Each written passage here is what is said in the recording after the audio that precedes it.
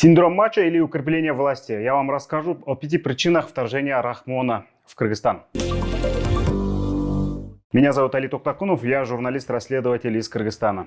16 сентября Таджикистан, применив тяжелую военную технику, напал на кыргызские села. Кроме этого, видео, где гражданским массово раздают автоматические оружия, они опубликовали сами. Также распространяется информация о сборах сотен граждан возле военкоматов. Этим Таджикистан показывает готовность привлечь обычных граждан в столкновение. Это заметили не только в Кыргызстане, но и на международной арене. Например, в киевском метро появились баннеры с надписью «Власти Таджикистана используют граждан в качестве живого щита». На таджикских государственных сайтах, телеканалах делают вид, что большого кризиса и не происходит. Но в мессенджерах одни фейки и пропаганда. Там таджикские блогеры стараются преподнести события не как приграничный кризис, а межнациональный конфликт. В это время власти Кыргызстана привлекают к кризису только военных, а гражданских, проживающих на сопредельных территориях, массово эвакуируют. В таких условиях появляется вопрос, кому выгоден этот конфликт. Перечисляем 5 возможных причин. Первое – это продление срока семейно-кланового режима. Эмомали Рахмон руководит страной с 1994 года. Можно сказать, что он последний диктатор старой школы в Центральной Азии. Его режим держится на убеждении населения в том, что без остановившего гражданскую войну Рахмона народ Таджикистана якобы снова погрузится в тяжелые внутренние конфликты. На свое место он хочет оставить сына Рустама Эмомали, который уже занимает должность мэра столицы Душанбе. Он также спикер парламента страны. Нападение на соседнее государство выгодно в укреплении семейной власти. Второе. Отвлечь внимание от внутреннего конфликта. В мае этого года в Горно-Бадахшанской автономной области прошел большой митинг, который перерос в столкновение с правоохранителями. Акция неповиновения была подавлена безжалостно. Погибли десятки граждан, сотни были задержаны. Преследования продолжаются до сих пор. Среди населения кипит недовольство в связи с этими. Действия властей Таджикистана в Горно-Бадахшанской области резко осудило международное сообщество. Правозащитники обвиняют Душанбе. Третье – это попытка забыть экономические проблемы внутри. Экономика Таджикистана находится в ужасном положении. Подорожало все. Казенные деньги уходят в карман семьи Рахмона.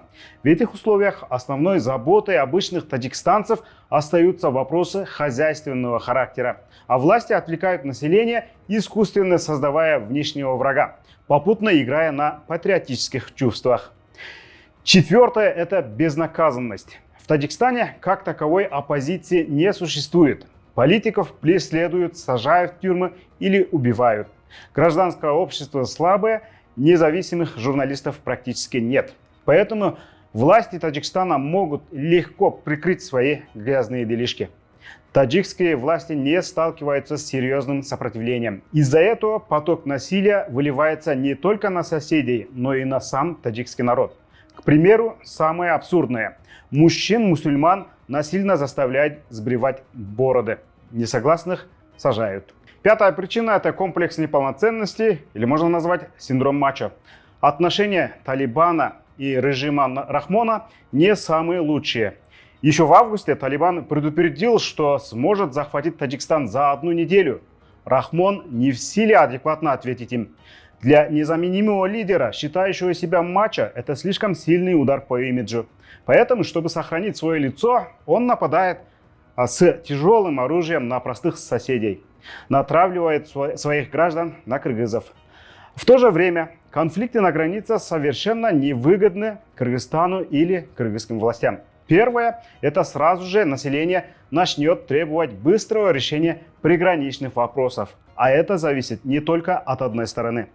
В Кыргызстане, второе – сильное влияние гражданского общества и журналистов.